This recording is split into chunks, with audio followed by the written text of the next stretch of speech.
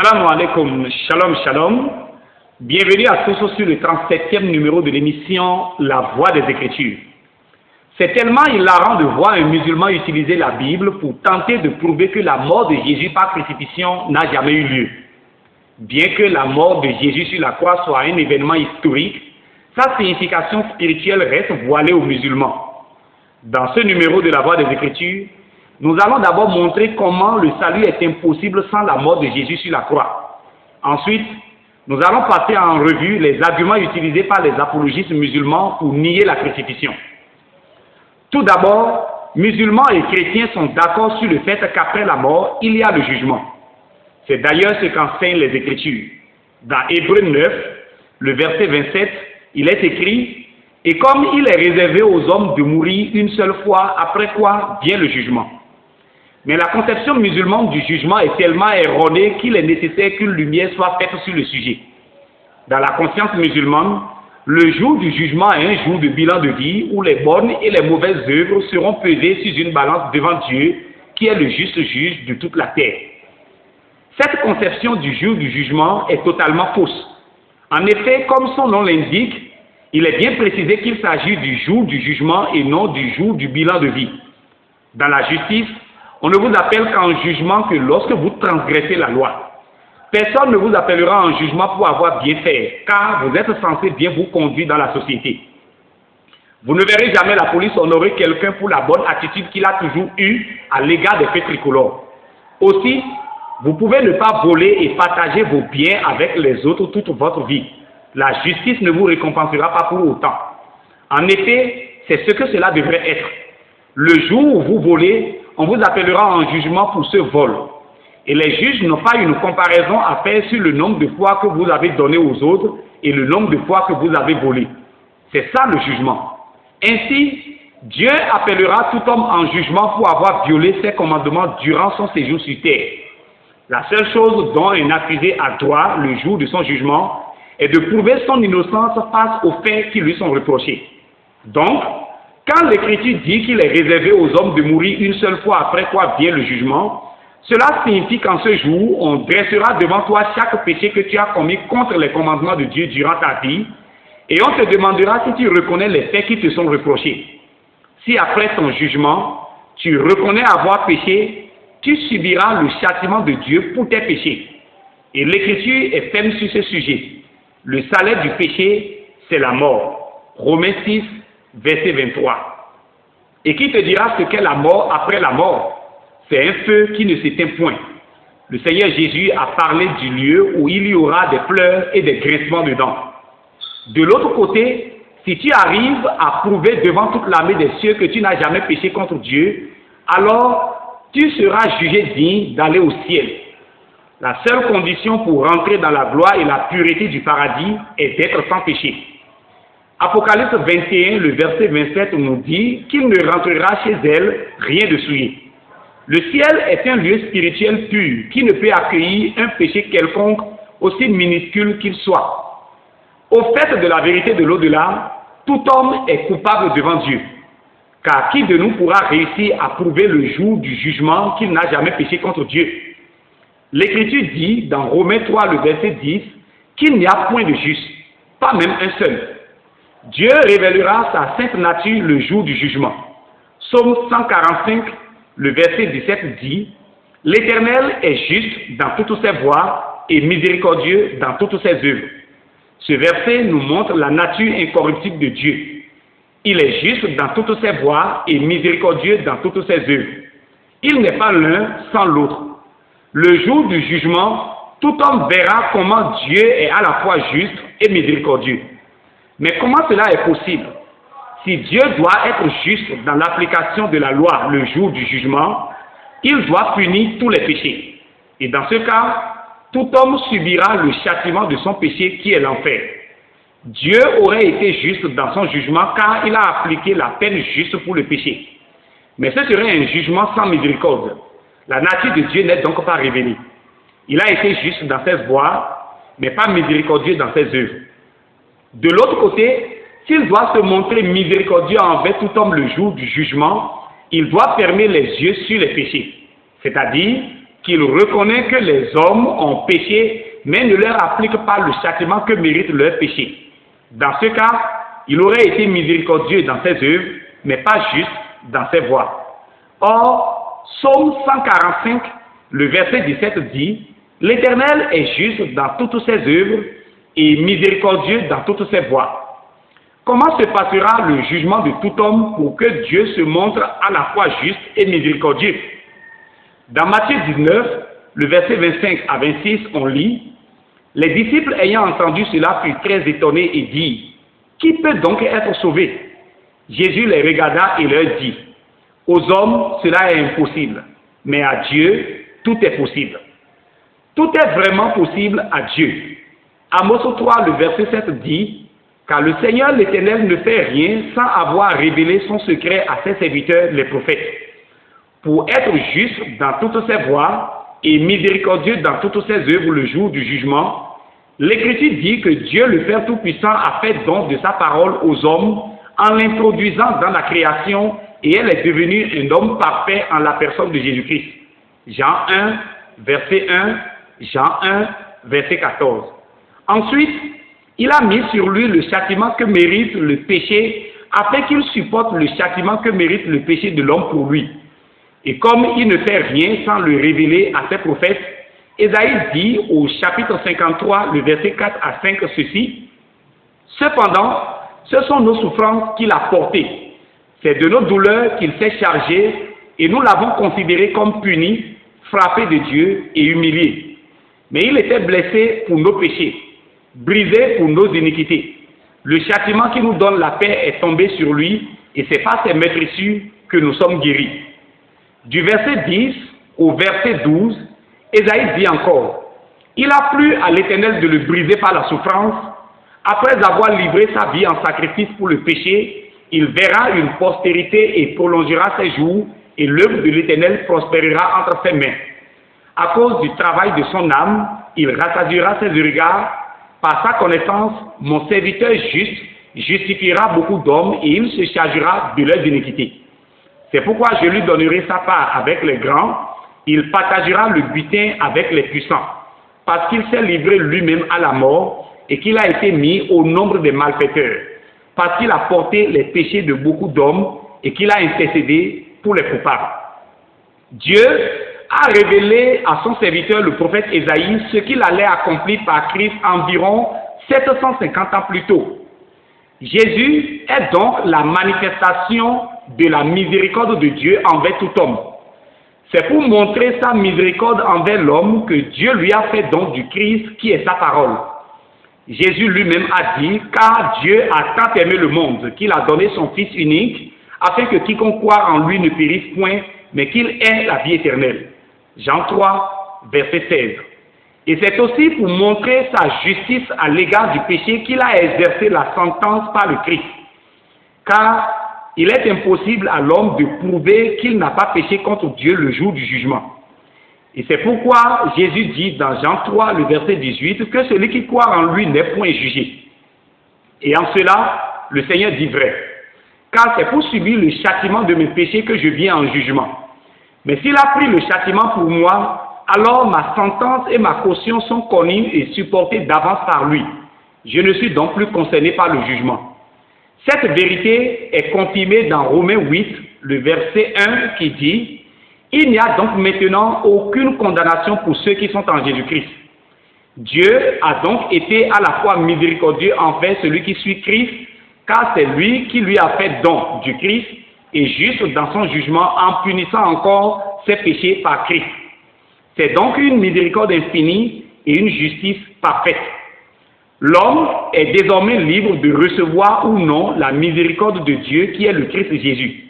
C'est-à-dire, si tu es conscient que tu ne peux supporter le châtiment de tes péchés, tu es obligé de recevoir le Christ comme ton sauveur. Et dans ce cas, il subit la sentence de tes péchés pour toi. Mais si tu vois que tu peux payer toi-même pour tes péchés, alors tu n'as pas besoin du Christ. Rendez-vous après la mort. Prépare-toi pour prouver que tu n'as jamais péché contre Dieu. Mais il convient de te rappeler que sans Christ, tes bonnes œuvres ne feront que compliquer l'affaire. Car c'est une manière de tenter de corrompre la justice de Dieu. En effet, c'est à cause de tes péchés que Dieu veut t'appeler en jugement. Mais parce que tu sais ce qui t'attend, tu commences par faire ce que tu appelles bonnes œuvres. Dans quel but? Pour que Dieu ferme les yeux sur tes péchés? Si Dieu t'appelle en jugement pour tes péchés, et au lieu de prouver que tu n'as pas de péché, tu lui présentes ce que tu appelles bonnes œuvres en lui demandant d'oublier cette affaire de péché, dira-t-on que Dieu a été juste dans son jugement s'il accepte de fermer les yeux sur tes péchés? Réfléchis bien. Dans Jean 10, le verset 26 à 28, Jésus dit, « Mais vous ne croyez pas, parce que vous n'êtes pas de mes brebis. Mes brebis entendent ma voix, je les connais, et elles me suivent. Je leur donne la vie éternelle, et elles ne périront jamais, et personne ne les ravira de ma main. » Aucun prophète n'a osé faire une telle déclaration. Mes brebis entendent ma voix, je les connais, et elles me suivent. Je leur donne la vie éternelle, et elles ne périront jamais, et personne ne les ravira de ma main. Montrez-nous un seul verset où Mohammed a dit « Je donne la vie éternelle à ceux qui me suivent ». Ce verset n'existe pas dans le Coran. Peut-être diras-tu, si tel est le cas, cela veut dire que seuls les chrétiens iront au ciel. Tout dépend de qui tu appelles chrétien. Nous parlons des disciples du Christ. Dans Jean 8, le verset 30 à 31, l'Écriture dit « Comme Jésus parlait ainsi, plusieurs crurent en lui. Et il dit aux Juifs qui avaient cru en lui, « Si vous demeurez dans ma parole, vous êtes vraiment mes disciples. » Donc pour le Christ, c'est celui qui obéit à sa parole qui est vraiment son disciple. Un disciple du Christ n'accomplit pas les bonnes œuvres pour aller au ciel. Mais les bonnes œuvres sont les fruits de son salut et de son obéissance aux paroles du Christ. C'est très facile à un fanatique musulman de juger la foi chrétienne par le comportement scandaleux de quelqu'un qui se dit chrétien ou pasteur. Mais Christ dit, c'est celui qui demeure dans ma parole qui est vraiment mon disciple.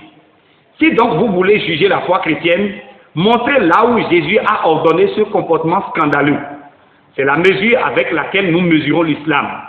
Nous montrons ce qu'a été la conduite de Mohammed et ce qu'il a recommandé à ceux qui le suivent de faire afin que chacun discerne qui est le vrai musulman aujourd'hui.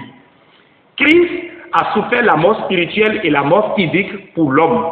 La mort spirituelle est la séparation d'avec Dieu. Et Christ l'a souffert en disant sur la croix, « Mon Dieu, pourquoi m'as-tu abandonné ?» Matthieu 27, le verset 46.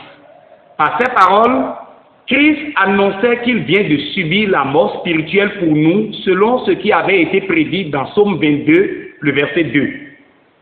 Adam a connu l'abandon de Dieu à cause de son péché, mais Christ a connu l'abandon de Dieu sans péché, preuve tangible qu'il a connu pour ceux qui ont péché. Chers musulmans, comment pouvez-vous échapper au jugement de Dieu sans Christ? La théorie de la balance est purement humaine. Même dans l'usage des hommes, la théorie de la balance est fausse. Comment on t'appelle en jugement pour un vol et tu attends à ce que le juge calcule les fois que tu as donné aux autres au nombre de fois que tu as volé avant d'exercer la sentence? La balance est toujours soldée par trois éventuels cas. Soit les bonnes œuvres sont supérieures aux mauvaises, soit les mauvaises sont supérieures aux bonnes. Ou carrément, la balance est équilibrée et les bonnes œuvres équivalent les mauvaises. Que fera alors Allah à l'homme lorsque ces bonnes œuvres seront égales aux mauvaises? Pour être juste, Allah serait obligé de mettre un des pieds de l'homme en enfer et un autre pied au paradis. Mais s'il le fait entrer au paradis, c'est la preuve qu'Allah encourage le mal. Car si cet homme n'avait pas fait autant de mal que de bien, sa balance ne peut être équilibrée. Voilà autant de preuves qui montrent que la théorie de la balance est une invention humaine. Mohammed lui-même s'est rendu compte par la suite que le jugement ne peut être une affaire de balance. Dans Sahih Muslim, tome 6, chapitre 17, hadith numéro 7114, Abu Huraira raconte, le prophète a dit, « Il n'est personne d'entre vous que ses œuvres sauveront. » Il demandait, « Pas même toi, ô messager d'Allah ?» Il répondit, « Pas même moi, à moins qu'Allah ne me couvre d'un pardon et d'une miséricorde de sa part. » Ibn Awan dit en indiquant sa tête de la main, « Pas même moi, à moins qu'Allah ne me couvre d'un pardon de sa part et d'une miséricorde. » Mohammed compte sur la miséricorde de Dieu, mais il ignorait qu'il est aussi juste dans toutes ses voies. Voyez dans quelle illusion vous demeurez, chers musulmans. Mohammed, qui est le fondateur de l'islam, reconnaît qu'il ne peut lui-même être sauvé par ses œuvres. Mais vos imams vous font croire que vos œuvres vous sauveront. Quelle tromperie! Qu'en est-il des arguments islamiques qui nient la crucifixion? Par exemple, Abdul Majid et ses consorts affirment qu'aucun chrétien n'a réussi à prouver que le texte de Ésaïe 53 parlait de Jésus et qu'il s'agissait d'un inconnu. Il suffit de lire le livre des Actes des Apôtres pour réaliser combien de fois Abdul Majid a profité des temps d'ignorance pour induire ceux qui l'écoutent en erreur. Car Philippe, un des apôtres de Jésus, a prouvé à l'eunuque éthiopien que le texte de Ésaïe 53 parlait bien de Jésus. Dans Acte 8, le verset 26 à 37, il est écrit: un ange du Seigneur s'adressant à Philippe lui dit: lève-toi et va du côté du midi sur le chemin qui descend de Jérusalem à Gaza, celui qui est désert. Il se leva et partit. Et voici un Éthiopien, un eunuque, ministre de Cadence, reine d'Éthiopie et surintendant de tous ses trésors, venu à Jérusalem pour adorer, s'en retournait assis sur son char et lisait le prophète Ésaïe. L'Esprit dit à Philippe: avance, approche-toi de chez ça. Philippe accourut et entendit l'Éthiopien qui lisait le prophète Ésaïe. Il lui dit: comprends-tu ce que tu lis? Il répondit: comment le pourrais-je si quelqu'un ne me guide? Et il invita Philippe à monter et à s'asseoir avec lui. Le passage de l'écriture qu'il lisait est celui-ci: il a été mené comme une brebis à la boucherie, et comme un agneau muet devant celui qui le tond. Il n'a point ouvert la bouche. Dans son humiliation, son jugement a été levé, et sa postérité qui la dépeindra, car sa vie a été retranchée de la terre. L'eunuque dit à Philippe: je te prie, de qui le prophète parle-t-il ainsi? Est-ce de lui-même ou de quelqu'un d'autre? Alors Philippe, ouvrant la bouche et commençant par ce passage, lui annonça la bonne nouvelle de Jésus. Comme ils continuaient leur chemin, ils rencontraient de l'eau. Et l'eunuque dit: voici de l'eau. Qu'est-ce qui empêche que je sois baptisé? Philippe dit: si tu crois de tout ton cœur, cela est possible. L'eunuque répondit: je crois que Jésus-Christ est le Fils de Dieu. Donc, après avoir lu le chapitre 53 du livre d'Ésaïe, l'eunuque éthiopien demande à Philippe de qui il est question dans le texte. Et Philippe, un des apôtres de Jésus, lui démontre qu'il s'agissait de Jésus. Et ceci, plus de 750 ans environ avant Mohammed. Mais Abdul Majid dit qu'aucun chrétien n'a réussi à prouver que le texte d'Ésaïe parlait de Jésus et qu'il est question d'un inconnu. Un autre argument islamique utilisé pour nier le sacrifice de Jésus sur la croix est la déclaration du Seigneur dans Matthieu 12, le verset 7, où il est dit: si vous saviez ce que signifie « je prends plaisir à la miséricorde et non au sacrifice », vous n'auriez pas condamné des innocents. Pour les musulmans, si Dieu prend plaisir à la miséricorde et non au sacrifice, comment peut-il encore passer par le sacrifice de Jésus avant de nous sauver? La réponse est simple. C'est à cause de la désobéissance que le sacrifice est nécessaire. Dieu dit dans Lévitique 17, le verset 11, ceci: car l'âme de la chair est dans le sang. Je vous l'ai donné sur l'autel afin qu'il servisse d'expiation pour vos âmes, car c'est pas l'âme que le sang fait expiation. Dieu recommande d'obéir à ses commandements, mais lorsque notre état de faiblesse nous pousse à désobéir, cela devient un péché qui souille nos âmes. Quand nous demandons la miséricorde de Dieu après notre désobéissance, Dieu nous l'accorde en purifiant nos âmes du péché que nous avons commis par le sang du sacrifice, afin que notre âme ne soit plus souillée par ce péché. Et la raison est dite plus haut: l'âme réside dans le sang. Ainsi, si personne n'avait de péché, Dieu n'aurait pas besoin d'un sacrifice quelconque pour la purification de son âme. Mais le sacrifice intervient à cause de la souillure du péché. Si Dieu prenait plaisir au sacrifice, cela suppose que Dieu prend plaisir à ce que les hommes pêchent constamment et revenir toutes les fois vers lui pour des sacrifices. 1 Samuel 15, le verset 22 dit que l'obéissance vaut mieux que les sacrifices. Mais en cas de désobéissance, le pardon est impossible sans le sacrifice, car l'âme demeure toujours chargée du péché pour lequel elle demande miséricorde. Hébreux 9, le verset 22 dit, « Et presque tout d'après la loi est purifié avec du sang, et sans effusion du sang, il n'y a pas de pardon. » Ce n'est pas dans le but de prendre plaisir à tout un peuple malade que le poste santé a été mis en place. Le souhait du chef est d'avoir d'ailleurs un peuple solide et fort autour de lui. Mais en cas de maladie, il est nécessaire de faire recours au corps santé pour retrouver sa forme. Pourra-t-on dire, si le chef ne prend pas plaisir à tout un peuple malade, pourquoi a-t-il mis en place un corps santé? Non. Le souhait, c'est que tout soit en bonne santé. Mais en cas de maladie, le corps santé est nécessaire pour retrouver son état. C'est de cela qu'il s'agit. De plus, quand on examine bien le texte évoqué dans Matthieu 12, le verset 7, il est bien dit que Dieu prend plaisir à la miséricorde et non au sacrifice. Dans le texte, sacrifice est au pluriel, ce qui veut dire que le texte évoque les sacrifices accomplis sous l'ancienne alliance. Or, par rapport aux sacrifices de l'ancienne alliance, l'Écriture dit dans Hébreux 9, le verset 9 à 10 ceci, « C'est une figure pour le temps actuel où l'on présente des offrandes et des sacrifices qui ne peuvent rendre parfait sous le rapport de la conscience celui qui rend ce culte, et qui, avec les aliments, les boissons et les diverses ablutions, étaient des ordonnances charnelles imposées seulement jusqu'à une époque de réformation. Donc, les sacrifices de l'ancienne alliance ne peuvent rendre parfait sous le rapport de la conscience celui qui offre le sacrifice. Comme c'est le sang des animaux, le souvenir des péchés est toujours renouvelé. La souillure du péché est purifiée, mais le péché n'est pas ôté. Et c'est pourquoi il fallait reprendre les sacrifices à chaque fois qu'il y a péché. C'est l'homme qui a péché. Le sang des animaux ne peut vous faire l'affaire, car un animal ne vaut pas un homme. Le sacrifice de Jésus est parfait, car il ne s'est pas présenté devant Dieu avec le sang d'un animal, mais avec son propre sang pour ôter une fois pour toutes le péché devant Dieu. C'est ce qu'enseigne Hébreux 9, le verset 11 à 12. Dieu le Père n'a plus un problème de péché avec l'humanité, car le Fils a ôté leur péché devant sa face une fois pour toutes. L'humanité a désormais son compte à régler avec le Fils pour n'avoir pas cru en lui comme victime expiatoire pour son péché et pour n'avoir pas obéi à ses commandements dans l'Évangile.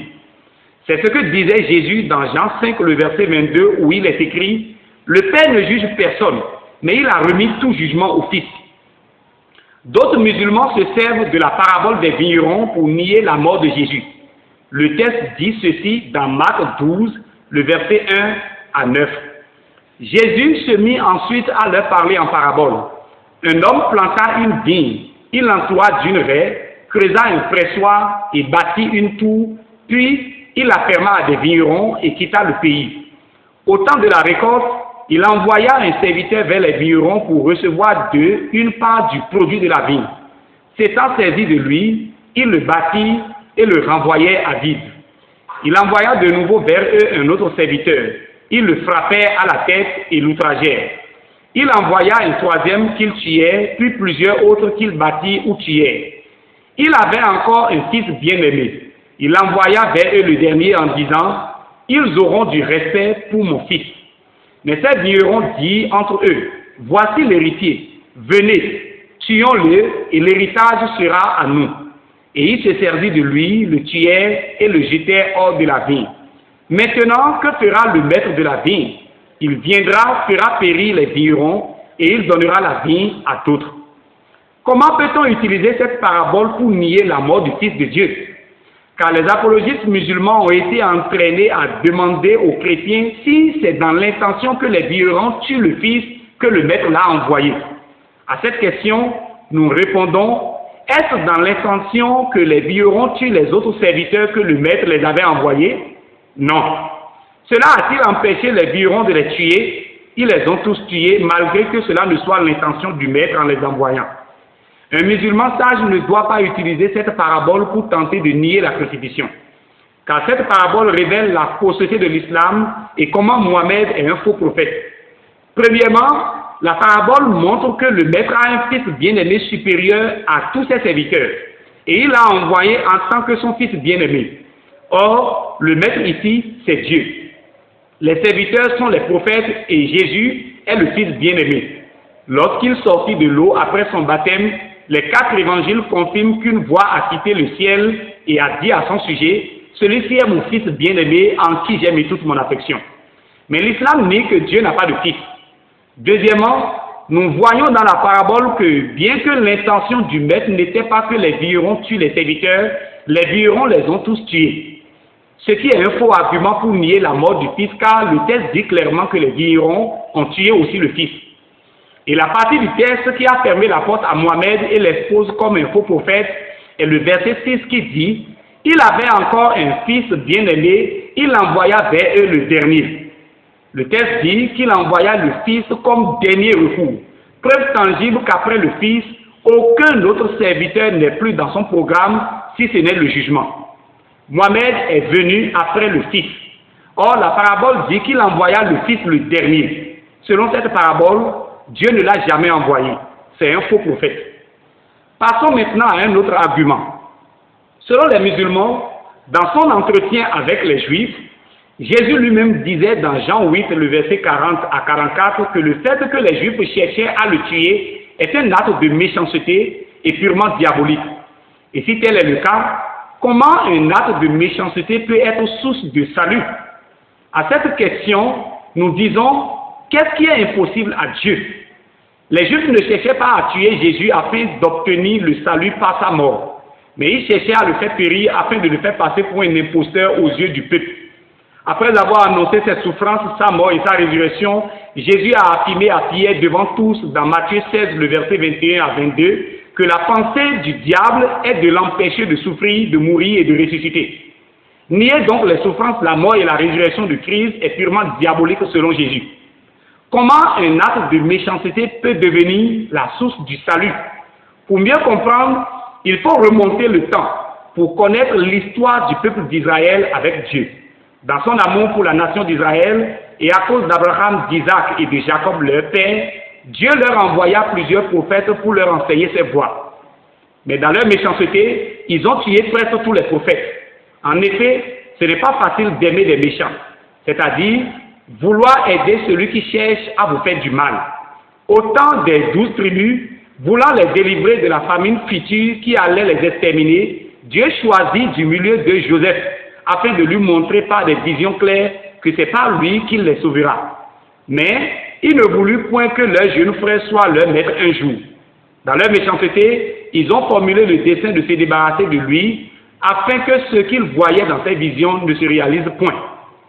Et il le vendit aux Israélites qui l'amenaient en Égypte. Mais malgré leur méchanceté, Dieu continuait toujours de les aimer et voulait les délivrer par Joseph de la famine future. Rien ne s'oppose au dessein de Dieu. Même la méchanceté du méchant ne peut anéantir ses plans. C'est ainsi qu'il va encore se servir de leur acte de méchanceté pour les sauver de la famine future à travers Joseph. Dans Genèse 50, le verset 20, Joseph leur dit, « Vous aviez médité me faire du mal. Dieu l'a changé en bien pour accomplir ce qui arrive aujourd'hui, pour sauver la vie à un peuple nombreux. » Voilà les preuves que Dieu peut se servir d'un acte de méchanceté pour donner le salut. Et cette façon de faire s'est répétée dans l'histoire des Juifs par l'assassinat de presque tous les prophètes de Dieu. Dieu, qui savait d'avance qu'il allait atteindre l'apogée de leur méchanceté en tuant le Christ, s'en est servi pour manifester l'apogée de son amour envers tout homme. Seul Dieu sait comment se servir de la méchanceté du méchant pour lui faire du bien. Rien ne lui est impossible. Pierre a dit aux Juifs, « Vous avez renié le saint et le juste, et vous avez demandé qu'on vous accordât la grâce d'un meurtrier. Vous avez fait mourir le prince de la vie, que Dieu a ressuscité des morts, nous en sommes témoins. C'est par la foi en son nom que son nom a raffermi celui que vous voyez et connaissez. C'est la foi en lui qui a donné à cet homme cette entière guérison en présence de vous tous. Et maintenant, frères, je sais que vous avez agi par ignorance ainsi que vos chefs. Mais Dieu a accompli de la sorte ce qu'il avait annoncé d'avance par la bouche de tous ses prophètes que son Christ devait souffrir. Acte 3, le verset 14 à 18. Si Dieu les en voulait pour ce crime, il n'allait pas encore les appeler à la repentance. Mais ils sont condamnés pour avoir refusé de se repentir. Un autre argument islamique est le fait qu'aucun des apôtres de Jésus n'a été témoin de la crucifixion Parce que Marc 14, le verset 50 dit qu'ils ont tous pris la fuite lors de son arrestation. La rivière qui oublie sa source finit par tarir. Parce que cette information selon laquelle tous les disciples du Christ l'ont abandonné lors de son arrestation, les musulmans l'ont tiré des évangiles et non du Coran. Vous dites que les informations contenues dans les évangiles ne sont pas fiables, mais vous soutenez vos arguments par le texte des évangiles. Nous ne nions pas nos écritures. Il est vrai que les disciples ont pris la fuite lors de l'arrestation du Seigneur. C'est ce qui est écrit, et nous y croyons aussi. Mais l'Écriture nous précise aussi que Christ n'a pas été crucifié la nuit de son arrestation. Et la nuit de son arrestation, par peur d'être arrêté aussi comme Christ, tous les disciples ont pris la fuite selon le niveau de courage de chacun. Par exemple, les textes nous disent que Pierre, avec un autre disciple, le suivait de loin jusqu'à entrer dans la salle même où ils ont questionné Jésus afin de voir comment cela allait se terminer. Matthieu 26, verset 58, Marc 14, verset 54, Luc 22, verset 55, Jean 18, verset 15 à 16. Selon donc les évangiles, Christ a été arrêté un jeudi nuit et a été crucifié le lendemain, vendredi, en plein jour, quand le soleil était au zénith. Et le lendemain, les disciples n'étaient plus sous la pression d'être arrêtés pour avoir été avec Christ. Tout Jérusalem était en confusion et on n'identifiait plus le peuple des disciples du Christ car tout le monde était devenu spectateur de la crucifixion. Ce n'est donc plus seulement les apôtres qui sont devenus les témoins de la crucifixion, mais toute la nation d'Israël. C'est pourquoi, après la résurrection, sur le chemin du village nommé Emmaüs, lorsque deux des disciples ne l'ont point reconnu et qu'il leur demanda de quoi ils sont en train de parler, l'un d'eux nommé Cléopas lui répondit: « Es-tu le seul qui, séjournant à Jérusalem, ne cherche pas ce qui est arrivé ces jours-ci » Et Christ leur demanda quoi? Et il lui répondit: « Ce qui est arrivé au sujet de Jésus de Nazareth, qui était un prophète puissant en œuvre et en parole devant Dieu et devant tout le peuple, et comment les principaux sacrificateurs et nos magistrats l'ont livré pour le faire condamner à mort et l'ont crucifié. » Luc 24, verset 18 à 20.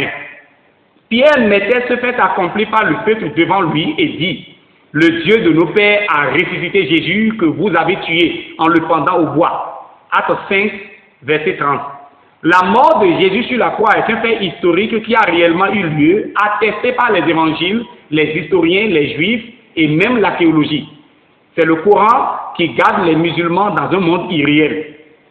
Un autre verset utilisé par les ennemis de la croix est Hébreux 5, le verset 7 à 8 qui dit: « C'est lui qui, dans les jours de sa chair, ayant présenté avec de grands cris et avec l'âme des prières et des supplications à celui qui pouvait le sauver de la mort, et ayant été exaucé à cause de sa piété, a appris, bien qu'il fût fils, l'obéissance par les choses qu'il a souffaites. » L'argument utilisé est que Jésus a prié pour que Dieu le Père le sauve de la mort, et Dieu l'a exaucé à cause de sa piété. Par conséquent, il n'est pas mort. La Bible n'est pas le Coran. C'est dans le Coran qu'on justifie une erreur flagrante par la langue originelle, c'est-à-dire, quand il y a erreur, il faut comprendre forcément l'arabe. Le message de Dieu est simple, et il se fait comprendre dans toutes les langues.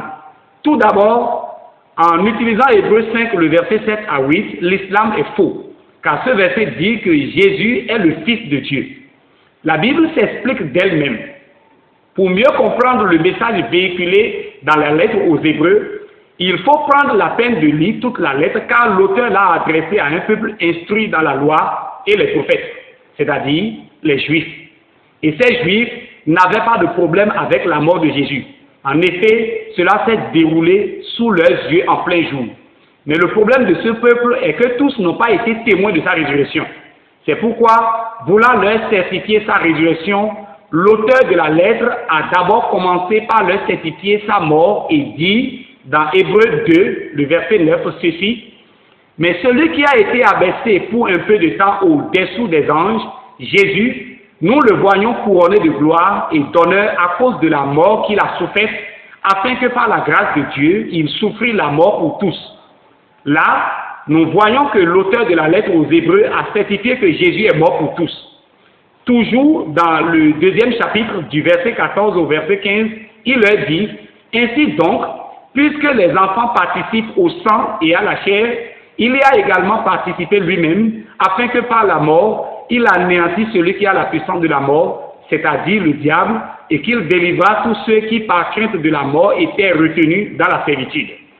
Il convient de remarquer qu'il a certifié d'abord la mort de Jésus dès les tout débuts de sa lettre, dans le chapitre 2, et au chapitre 5, il a voulu leur certifier sa résurrection par le fait qu'il est mort, certes, mais ne fut pas retenu par elle. En effet, avant de mourir, il présentait à grands cris des prières à celui qui pouvait le délivrer de la mort, qu'il va souffrir, afin de ne pas demeurer dans le séjour des morts. Qu'il a été exaucé à cause de sa piété, c'est ce que Pierre tentait d'expliquer à ces mêmes Hébreux dans Actes des Apôtres, chapitre 2, le verset 22 à 24, où il est écrit « Hommes israélites, écoutez ces paroles. Jésus de Nazareth, cet homme à qui Dieu a rendu témoignage devant vous par les miracles, les prodiges et les signes qu'il a opérés par lui au milieu de vous, comme vous le savez vous-même, cet homme livré selon le dessein, arrêté et selon la préscience de Dieu, vous l'avez crucifié, vous l'avez fait mourir par la main des impies. Dieu l'a ressuscité en le délivrant des liens de la mort, parce qu'il n'était pas possible qu'il fût retenu par elle. Au verset 27, Pierre dit que Christ est ressuscité selon cette prophétie de l'Écriture qui dit « Car tu n'abandonneras pas mon âme dans le séjour des morts et tu ne permettras pas que ton sein voie la corruption. » C'est-à-dire, tu ne permettras pas que mon corps pourrit avant la résurrection. À vous qui dites que Jésus a dit qu'il fera 3 jours, 3 nuits, mais quand on compte bien, cela ne fait pas les 3 jours, 3 nuits. Qui vous a dit que le comptage des jours et nuits sont les mêmes pour le calendrier hébraïque et grégorien? Jésus a bel et bien fait 3 jours, 3 nuits selon le calendrier hébraïque. Un musulman a demandé une fois dans un débat de quelle utilité serait le sang pour Dieu quand les féticheurs et les sorciers font aussi usage du sang. Homme sans intelligence, incapable de comprendre les choses spirituelles. Si les féticheurs et les sorciers font usage du sang, c'est parce qu'ils opèrent dans le spirituel. Et dans la dimension spirituelle, le sang est un élément très significatif. Dieu dit, c'est dans le sang que réside l'âme de toute chair. Cette émission vient donner des éléments de réponse clairs à toute personne qui a vraiment le souci de son salut. Malheureusement, un musulman ne pose pas de questions pour comprendre, mais pour contredire. Mais les brebis du Seigneur entendent sa voix, elles le suivent. Il leur donne la vie éternelle. Elles ne périront jamais et personne ne les ravira de sa main. Shalom à vous tous et à très bientôt. Nos contacts sont plus 229 67 28 54 27 ou plus 229 61 73 45 32.